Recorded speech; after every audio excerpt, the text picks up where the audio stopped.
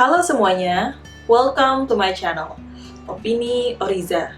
Nah, di video kali ini saya akan share dan rangkum apa saja yang telah saya pelajari saat menghadiri Nobel Week Dialogue di Swedia. Tentunya ini belum mencakup semua yang ada dan dibahas di Nobel Week Dialogue. Tapi mudah-mudahan ini bermanfaat bagi kita semua. Tema yang diusung pada Nobel Week Dialogue tahun 2019 adalah Into the Unknown, Uncertainty, Risk, and Opportunity.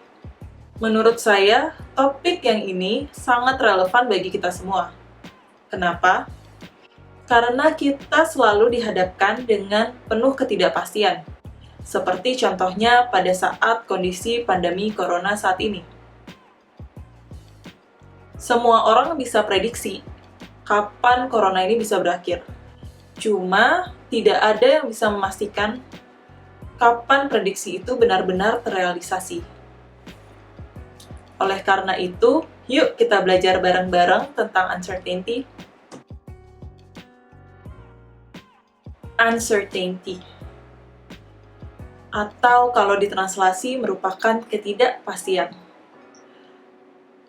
Ketidakpastian, lalu apa bedanya dengan volatility, complexity, and ambiguity? Bagi yang udah tahu, coba dong tolong tulis di komen bawah.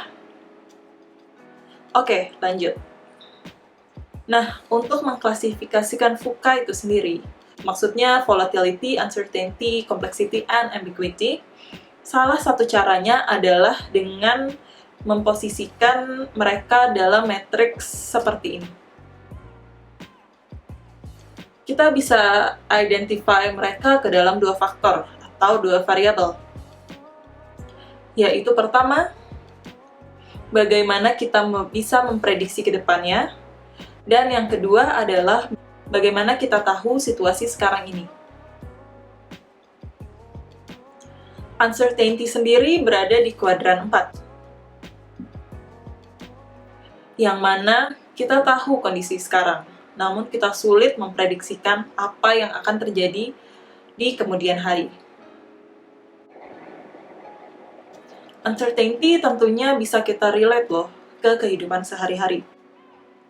Ya contohnya pandemi corona ini, yang membuat satu dunia di posisi yang sangat-sangat tidak pasti.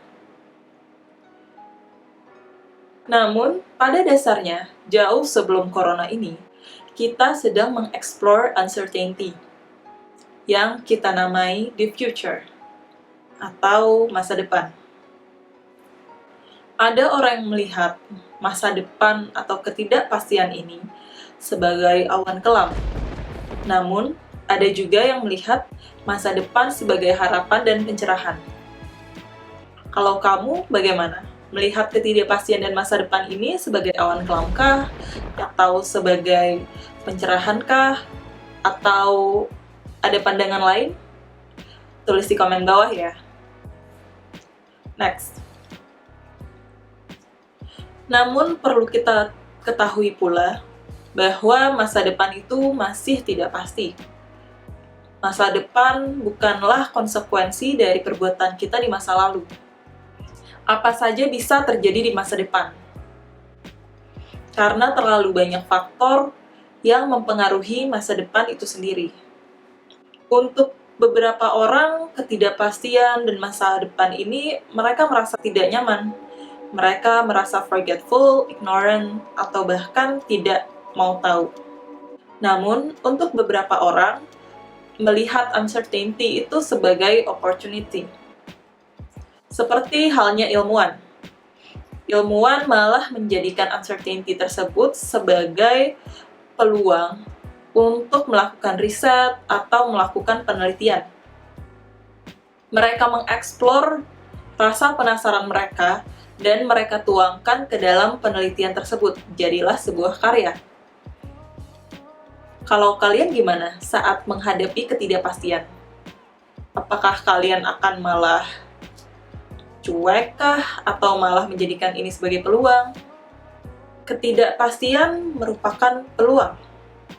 Dari diskusi Nobel Week Dialogue, saya bisa mengambil 3 kesimpulan atau 3 pembelajaran.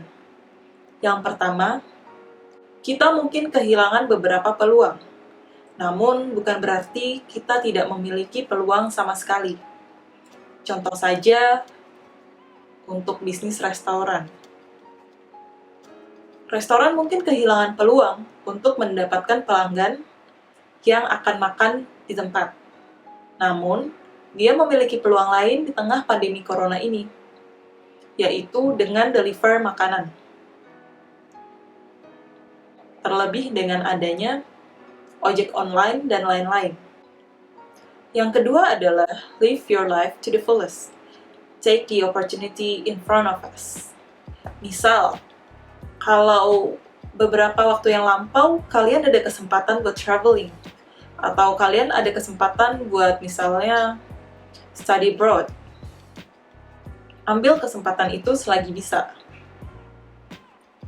Karena kita tidak akan pernah tahu tiba-tiba kondisi sekarang ini terjadi. Dan juga kita tidak akan pernah tahu apabila nanti akan ada segala sesuatu yang menghalangi kita. Yang ketiga adalah we may exploit opportunity, tapi kita tidak boleh lupa tentang humanity. Seperti contoh penimbunan masker, penimbunan alat perlindungan diri, dan lain-lain. Itu mereka mengeksploitasi peluang untuk menjual barang-barang tersebut dengan lebih mahal. Namun mereka lupa tentang kemanusiaan. Kita tidak boleh lupa tentang itu. So, let's move on to the next point.